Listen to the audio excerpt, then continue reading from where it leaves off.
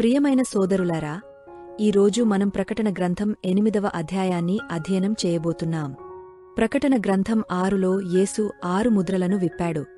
కాని 7వ ముద్ర తెరవబడినప్పుడు ఏమి జరుగుతుందో 8వ అధ్యాయం చెబుతుంది. ఈ 7వ ముద్రలో దేవుని తీర్పుల కొత్త దశ, 7 బూరల తీర్పులు ప్రారంభం అవుతాయి. ఈ తీర్పులు భూమిపై జరగబోయే వినాశనాల గురించి చెబుతాయి. 1వ వచనం: అతడు 7వ ముద్రను విప్పినప్పుడు పరలోకమందు సగటు అరగంట మౌనం కలిగెను. ఇది బైబిలులో అత్యంత గంభీరమైన క్షణం. పరలోకంలో స్తోత్రగానం ఆగపోతుంది, ఎందుకంటే దేవుని తీర్పు ప్రారంభమబోతోంది. పాఠం: దేవుని తీర్పు యాదృచ్ఛికం కాదు, అది పవిత్రమైనదిగా మరియు న్యాయబద్ధంగా జరుగుతుంది.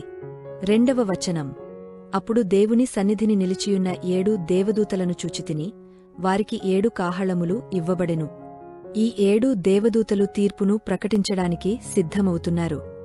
బూర బైబిలులో హెచ్చరిక లేదా యుద్ధ సూచనగా వాడబడింది. పాఠం: దేవుడు తీర్పుకు ముందుగా ఎల్లప్పుడూ హెచ్చరిస్తాడు. 3 మరియు 4వ వచనం: బంగారు ధూపపాత్ర పట్టిన మరియొక దూత బలిపీఠం ఎదుట నిలిచెను. పరిశుద్ధుల ప్రార్థనలు దేవుని సన్నిధికి చేరాయి. ఈ వచనాలు ఎంతో శక్తివంతమైనవి. పరిశుద్ధుల ప్రార్థనలు దేవుని ముందుకు ధూపంలా ఎక్కుతాయి. మన ప్రార్థనలు వృథా కావు, దేవుడు వాటిని సేకరిస్తాడు. పాఠం: భూమిపై నీరు తాగని మనిషి ఉండొచ్చు, కాని ప్రార్థన చేయని విశ్వాసి ఉండకూడదు. 5వ వచనం: దూత ధూపపాత్రను తీసుకుని బలిపీఠం నుండి అగ్ని నింపి భూమిమీదికి కుమ్మరించెను. ఇది ఒక గొప్ప ఆత్మీయ రహస్యాన్ని తెలియజేస్తుంది. దేవుని తీర్పు ఆయన ప్రజల ప్రార్థనలకి ప్రతిస్పందనగా ప్రారంభమవుతుంది. మెరుపులు, గర్జనలు, భూకంపం ఇవి తీర్పు ప్రారంభ సంకేతాలు. పాఠం: మన ప్రార్థనలు దేవుని చరిత్రను మార్చగలవు.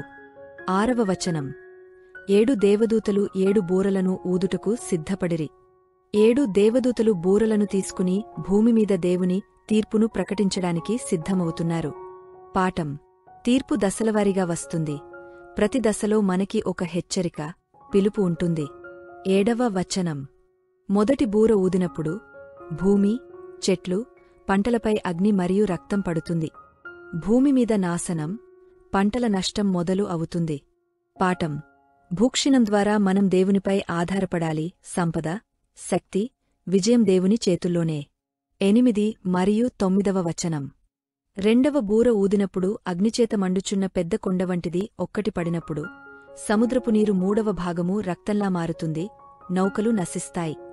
సముద్ర జంతువులలో 3వ భాగము చచ్చెను, ఓడలలో 3వ భాగము నాశనమాయెను. పాఠం: దేవుని తీర్పు భయానకమైనదే, కాని ఆయన నియంత్రణలో ఉంటుంది.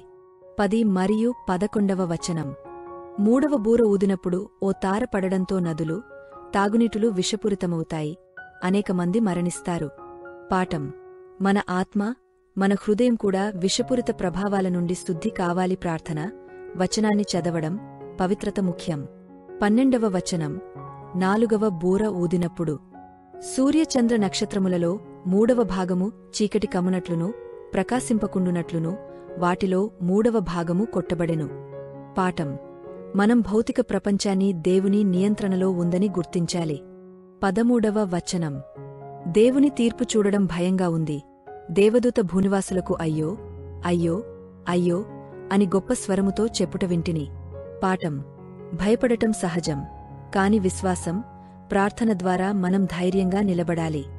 సోదరులారా, ప్రకటన 8వ అధ్యాయం మనకు దేవుని తీర్పు ముందు హెచ్చరికగా ఉంటుంది. ప్రార్థనలకు శక్తి ఉంది, అవి దేవుని క్రియలను ప్రభావితం చేస్తాయి. పశ్చాత్తాపం చేయడానికి ఇంకా సమయముంది, కాని తీర్పు సమీపంలో ఉంది. దేవుడు న్యాయస్థుడు, కాని మొదట మనుషులను హెచ్చరిస్తాడు. కాబట్టి నేడు మనం మన హృదయాన్ని పరిశీలిద్దాం. మన విశ్వాసం బలంగా, యేసులో స్థిరంగా ఉండేలా ప్రార్థిద్దాం. ఈ వీడియో మీకు ఆశీర్వాదమైతే లైక్, షేర్, సబ్స్క్రైబ్ చేయండి.